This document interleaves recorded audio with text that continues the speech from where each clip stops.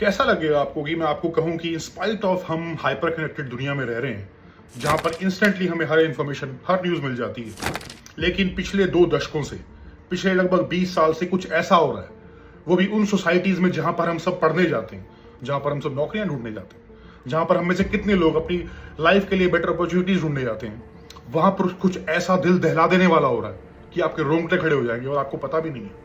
लगभग 20 साल से, in spite of being hyper connected, in spite आपके पास मोबाइल फोन है, लेकिन आपको कोई इंफॉर्मेशन नहीं है, और अगर होगी तो आपने इग्नोर कर दिया होगा कि यार shit, this is not important. कैसा लगेगा आपको कि कुछ ऐसा हो रहा है जिसके बारे में आपको पता भी नहीं है 20 साल से, जबकि आपको लग रहा है कि आपको सब कुछ पता है। Look at this guy, his name is Tommy Robinson. 20 साल से यूके में एक्टिविस्ट है, he is a UK citizen, he is a proud Britisher, and he says कि यार पिछले 20 साल से I have been warning the government, I have been warning the society कि यहां पर grooming gang scandal, rape scandal हो रहा है। Pakistani men make up about 2 or 3% of the UK population.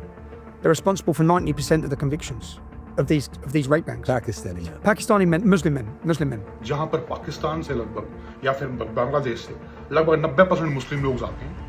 मुस्लिम लोग आते हैं और हमारी लड़कियों का जो 10 से 12 साल की, उनका रेप करते हैं ग्रुप्स में, सारे के सारे मुस्लिम आदमी, 90% पाकिस्तान से। कैसा लगेगा आपको? लेकिन आपको इस बारे में कोई इंफॉर्मेशन नहीं है। गूगल कीजिए अभी, grooming gang scandal, rape scandal, Tommy Robinson, Google कीजिए, आपका दिल दहल जाएगा। आप शॉक हो जाओगे कि अरे क्या हो रहा है उन सोसाइटीज में जिनको हम सोचते हैं कि बिल्कुल परफेक्ट है। हम इंडिया में हर एक को गाली देते रहते हैं, पॉलिटिशियंस को गाली देते हैं, हमारे पुलिस वालों को गाली देते हैं, लेकिन आपको कैसा लगेगा जब मैं आपको बताऊंगा कि टॉमी रॉबिन्सन खुद बोल रहा है कि 20 साल से everybody has been approaching the authorities. कितनी लड़कियों ने सुसाइड कर लिया है, 13 साल की लड़कियों ने, 14 साल की लड़कियों ने, बिकॉज उनकी पुलिस वालों ने बात ही नहीं सुनी। दे वर लेबल्ड एज कि यार ड्रग एडिक्ट है, शी इज मेंटली अनस्टेबल। क्यों? इनका पूरा ऑपरेशन है, एक मॉडस ऑपरेंडी है। यू नो क्या है? मुस्लिम लोग आते हैं, वो 12-13 साल की लड़कियों के साथ दोस्ती करते हैं, अंग्रेज लड़कियों के साथ, और फिर they start love bombing them, उनसे फ्रेंडशिप करते हैं, उनको फिर नशे की आदत डालते हैं, they make them an addict, and then they rape her. Then you know what's worse? 25 men rape her. सारे के सारे 20 से 25 मुस्लिम आदमी, उन्हीं के गैंग के, उन्हीं के ग्रुप के। और जब वो लड़की पुलिस वालों के पास जाती है, police 6 years ago that one of the brothers, known as Sarge Mir, raped and violently abused her. The Crown Prosecution Service decided not to take her case to court. He's now been convicted of more than 40 serious sexual offences, including child rape and indecent assault against different girls in Barrow and Leeds. Ellie left wondering, where is her justice? Police वाले, authorities डर जाते हैं, वो complaint नहीं लिखते, वो लड़की को भगा देते हैं। टॉमी रॉबिन्सन ने खुद अपनी बहन को खोया। उसकी जो बहन थी 14 साल की थी, she was being raped by multiple people, almost 12-13 लोग थे। She was made to run nude on the street. He came out in open. उसने बहुत बार प्रोटेस्ट किए हैं, बहुत बड़े ग्रुप के साथ। And you know what's worse? आप अभी के अभी पैट्रिक बेक डेविड, PBD, उसके पॉडकास्ट पे जाइए, लगभग 20,000 कमेंट्स हैं, वो कमेंट्स पढ़िए।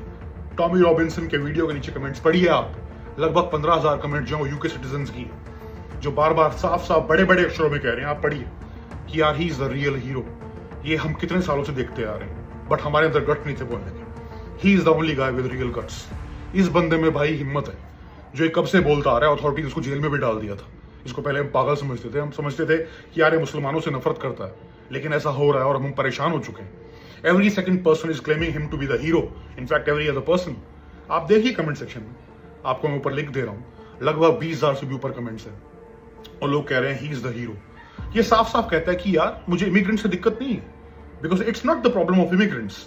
वो साफ साफ कह रहा है हिंदूज ऐसा नहीं कर रहे, जूज ऐसा नहीं कर रहे, सिख ऐसा नहीं कर रहे, क्रिश्चियन ऐसा नहीं कर रहे, सिर्फ मुस्लिम लोग ऐसा क्यों कर रहे हैं?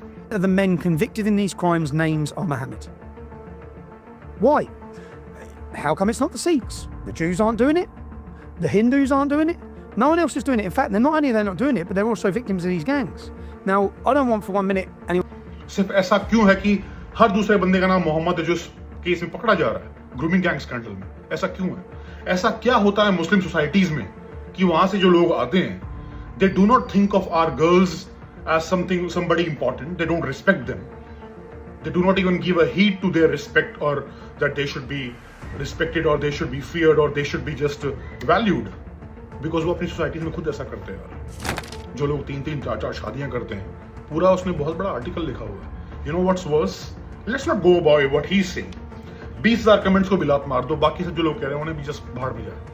रिसेंटली यूके पार्लियामेंट में एक रिपोर्ट टेबल हुई थी, द केसी रिपोर्ट। उसने खुद कहा कि हाँ, कहीं ना कहीं ऐसा हो रहा है and we have failed as a society to protect our girls. अब आप खुद सोचिए, लगभग 1,500 से 2,000 लड़कियां अपनी जान खो चुकी हैं इस स्कैंडल में पिछले 20 साल में। ग्रूमिंग गैंग स्कैंडल, गूगल कीजिए इसे। आपको लगता है आप हाइपर कनेक्टेड वर्ल्ड में रह रहे हो, आपको सब कुछ पता, आपको ये नहीं पता। और अगर आपको ये पता भी होगा तो आपने इग्नोर कर दिया होगा कि this is not that important. But you know what is important? अब जब हर दूसरा बंदा बाहर जा रहा है, बसने बाहर सेटल होने जा रहा है, नौकरी करने जा रहा है, पढ़ने जा रहा है, इमिग्रेंट्स की एक इमेज बन जाती है कि ये कहां से आया है, ये क्या वैल्यूज लेके आया है। Are these values good enough to assimilate in a western society? और फिर वो हेट क्राइम्स करते हैं बिकॉज वो खुद देखते हैं कि इमिग्रेंट्स वहां के क्या गंद फैला रहे हैं। तो इस बारे में आप गूगल कीजिए। लेकिन इस वीडियो का पूरा पता है एम क्या है?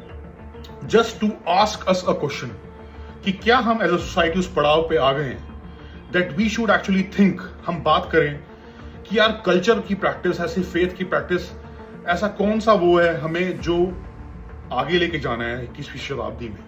बिकॉज हम एक कस्प पे हैं, अब टेक्नोलॉजिकल रेवोल्यूशन होने वाला है। 20 साल के बाद दुनिया को पहचानना मुश्किल हो जाएगा। क्या अब हमें बात नहीं करनी चाहिए कि कल्चर की क्या अच्छी चीजें हमें आगे लेके जानी है और किस गंदगी को हमें डस्टबिन में डालना है? क्या हम बेखौफ होकर ये बात कर सकते हैं कि किस मजहब में क्या बुराइयां हैं? क्या हम बेखौफ होकर ये बात कर सकते हैं कि अगर हम सबको साथ रहना है, if we have to have some sort of good future in the future, what has to be discarded right now? What has to be thrown in the dustbin of history? What is right now absolutely useless? Changing rules for the changing needs, unchanging rule for the unchanging needs. क्या अब हम उस पड़ाव पे आ चुके हैं कि we can fearlessly talk about these things? सोचिए आप इस बारे में, बिकॉज जो मैंने आपको बताया वो मेरे ओपिनियन नहीं, फैक्ट्स हैं। And you know what's worse, what's scary? Facts don't care for your feelings. They just don't. आप चाहे कितना इग्नोर कर लीजिए, because आप जितना उसे इग्नोर करेंगे, it is going to come and bite you. So I think it's high time we should just ask us as a society, should we start questioning each and every faith if it is actually not in the values, it is not assimilating with the values of 21st century? Are we at that stage? And are we mature enough for that? Think about it.